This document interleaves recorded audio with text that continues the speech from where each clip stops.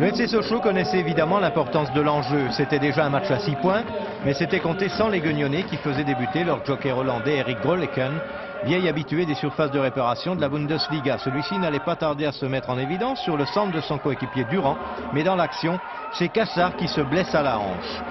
Pas très bon tout ça, d'autant que le portier sochalien allait être sollicité ô combien au cours de cette première mi-temps, joué tambour battant par les forgerons. Tout pour l'attaque, avait dit Roland Gransart. Coup franc de Correa, reprise de la tête de Poinçon, le ton est donné. Chintreuil pour Garni, démarqué, il embarque son vis-à-vis et croise au deuxième poteau Richard Trivino envers devant Spanic. 14e minute, marqué, mystifie Chintreuil. Centre pour Poinçon et c'est Grolleken en pivot qui signe son entrée, ouvrant ainsi le score pour Guignon. À peine le temps de remettre en jeu dans la foulée, c'est Jean Acedo qui s'en va sur la droite. Centre loin devant pour la tête de Grolleken qui trouve la lucarne. Et ça fait 2-0 pour Guignon après 16 minutes de jeu. Coup de froid sur Bonal. Les Sochaliens n'en sont pas revenus.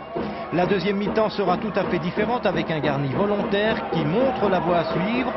Accroché finalement dans la surface par Poinçon sans que l'arbitre ne le sanctionne. Premier coup de semonce pour les forgerons. Un deuxième ici, toujours avec Garni. David Trivino a commis la première faute, Acedo la deuxième. Cette fois, c'est le pénalty mérité pour Sochaux. Et Samuel Muchel est le parfait exécuteur de hautes œuvres. Il marque son 13e but. Sochaux revient à 2-1 à la 58e minute. Garni, agressé par Erik Trivino, sorti de ses buts. C'était l'expulsion assurée pour le Guignonnais, mais pas pour l'arbitre qui ne donne qu'un carton jaune. C'était toutefois reculé d'échéance. Sur le coup franc de Pamic, Trivino relâche et Garni, qui a bien suivi, égalise à 2 partout à la 65e minute. Sochaux produisait un bien meilleur jeu et aurait mérité d'emporter la mise. Et là, sur ce bon ballon de Garni en profondeur, Pamic ne trouvera pas les filets, jouant sur Trivino dans les arrêts de jeu.